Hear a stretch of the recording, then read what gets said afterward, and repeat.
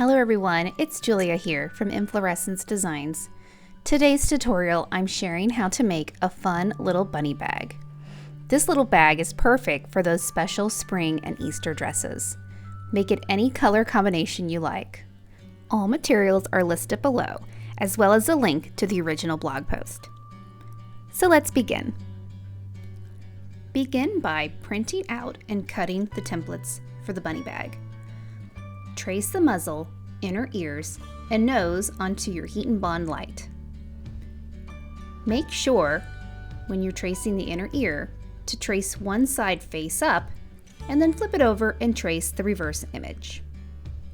Next, cut out the shapes, but leave at least 1/4 inch around each shape. Continue by fusing the HeatnBond Lite to the wrong side of the muzzle, inner ears, and nose fabric. Then, cut out on the lines you drew.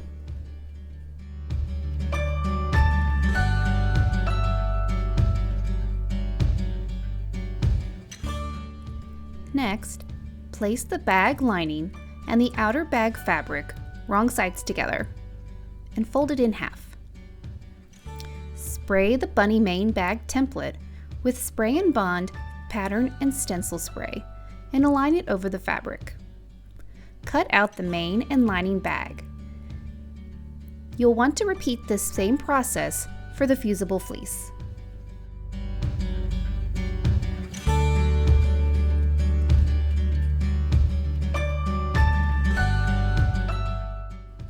Next, fold the main bunny ear fabric over twice. Cut out 4 main bunny ears. By folding it over, you automatically create 2 reverse image and 2 regular image. You will also need to cut out 2 main bunny ears using the medium weight interfacing. Next, remove the paper backing from the HeatnBond Lite on the muzzle and nose and adhere it to the main bunny face. Repeat this process for the inner ears and fuse them to the main ear fabric.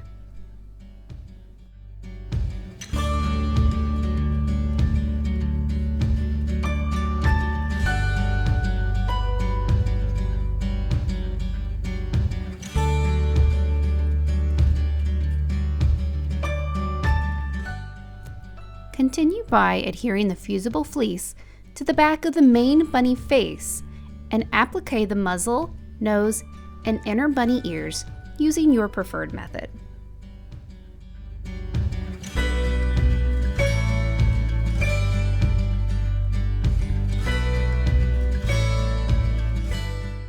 Next, adhere the medium weight Fusible interfacing that you cut out previously for the ears to the wrong side of the ear fabric that you have not used. Layer the ears you just appliqued onto the ears you just fused with the interfacing, right sides together. Starting at the bottom on one side, sew with a 1/4 inch seam all the way around to the other side. You'll want to leave the bottom open for turning. Once sewn, clip around the top curve with pinking shears or make notches so the curve lies flat. Then, turn the ears right side out and press. Finally, you'll want to top stitch 1/8 inch around the ears.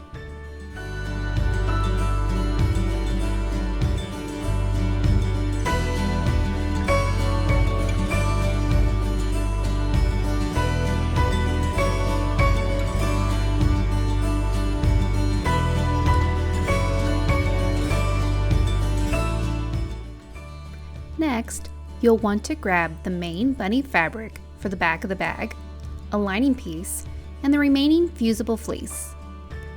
Fuse the fleece to the main bag. Then, layer the lining wrong side to the fleece.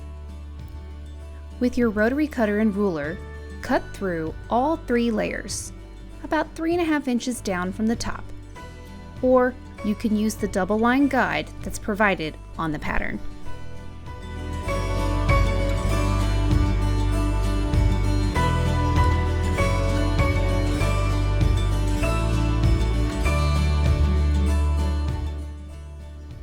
Then Place the bottom of your main bag facing up and the zipper right side facing down. Layer the lining fabric down over the zipper. Align all 3 layers and sew across with a 1/4 inch seam. You'll want to repeat these steps for the top half of the bag. Once both the top and bottom are attached to the zipper, you will top stitch across 1/8 of an inch away from the zipper seam on both sides.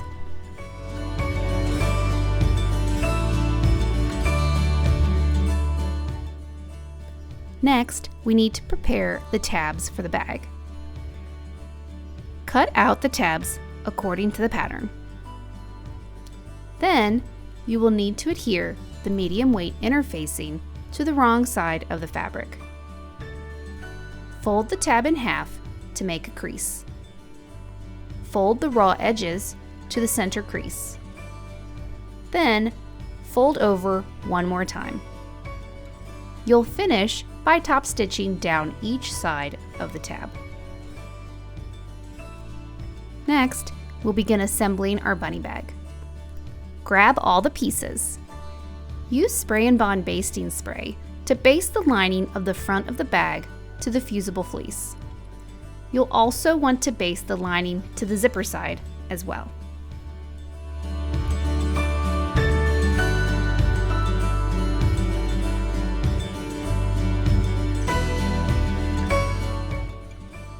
With the bunny front facing up, arrange the ears to your liking and pin. Then, pin the ears together in the center to make sure they don't end up in the seam when you begin to sew. Next, layer the back of the bunny bag right side facing down on top of the front. Clip or pin around.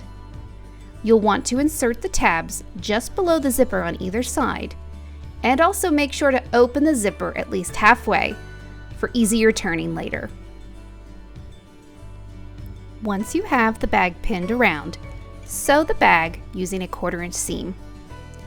Once finished sewing, trim the zipper and the fabric from the ears. I used an overlocking stitch around the edges, but you could also zigzag, serge, or pinking shears to finish. You'll then want to turn the bag right side out and press.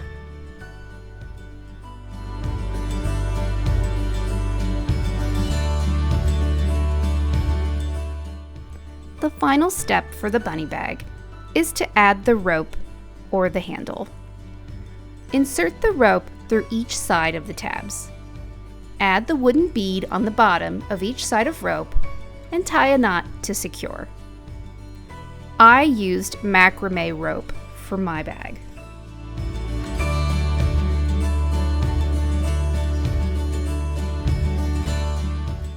How cute is that carrot change pouch? You can find a demonstration for that over on ThermOWeb's Facebook Craft Room page. You can find the link in the description below.